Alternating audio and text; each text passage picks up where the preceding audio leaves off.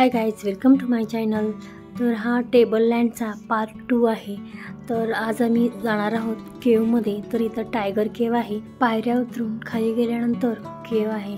तर टायगर केवमध्ये कसे राहतात आणि त्यांचं घर कसं आहे ते आपण आतून बघणार आहोत आणि हा अनुभव हा वेगळाच असणार आहे।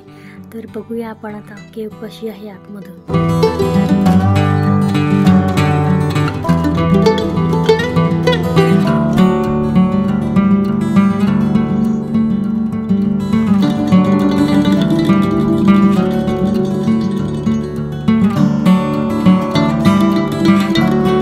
टायगर केव आतून पाहण्यासाठी आपल्याला 10 रुपयाचे तिकीट काढायचे आहे। त्यानंतर आपण टायगरच्या घरात एंट्री करू शकतो। आता आपण आतमध्ये जाऊन बघूया टायगर केव कशी आहे। केवमध्ये गेल्यानंतर खूप गारवा जाणवत होता। तसेच तिथे टायगर कसे राहतात हे दाखवण्यासाठी टायगरची प्रतिकृती ठेवली होती।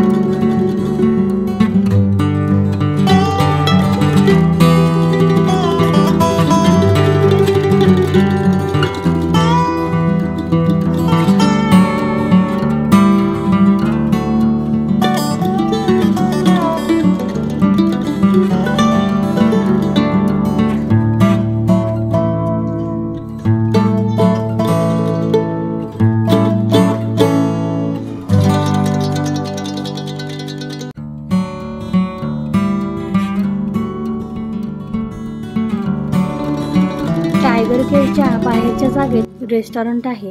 हे केव रेस्टॉरंट पाहून खूप छान वाटले।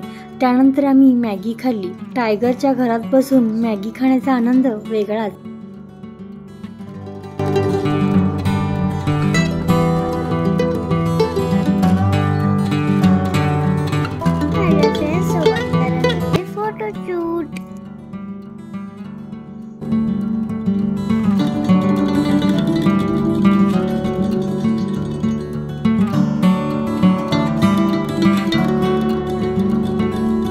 आता आम्ही चाललो आहोत दुसऱ्या केवकडे। ही केव पहिल्या केवपासून थोड्या अंतरावर आहे। 5 पांडव या केवमध्ये राहिले होते, म्हणून या केवला पांडव केव असेही म्हटले जाते।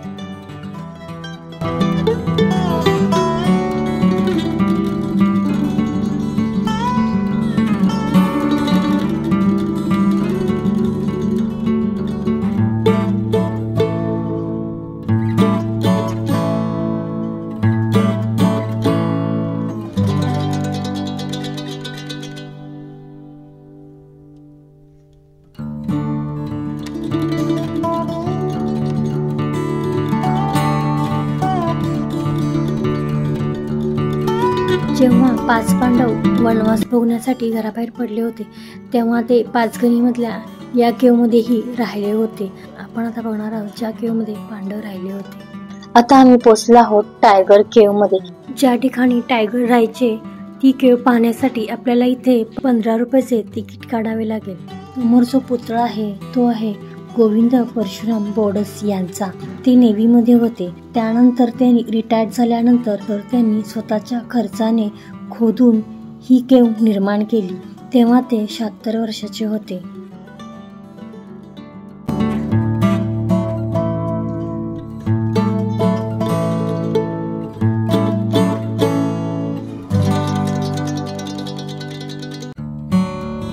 केवमध्ये ही महादेवाची मूर्ती आहे। या ठिकाणी पांडव तपस्या करत बसायचे। या केवमध्ये ही रेस्टॉरंट आहे, एक शॉप आहे आणि इथेही मॅगी, लिंबू सरबत, चहा मिळतो आणि बाहेरच्या जागेला गेम आहेत खेळण्यासाठी।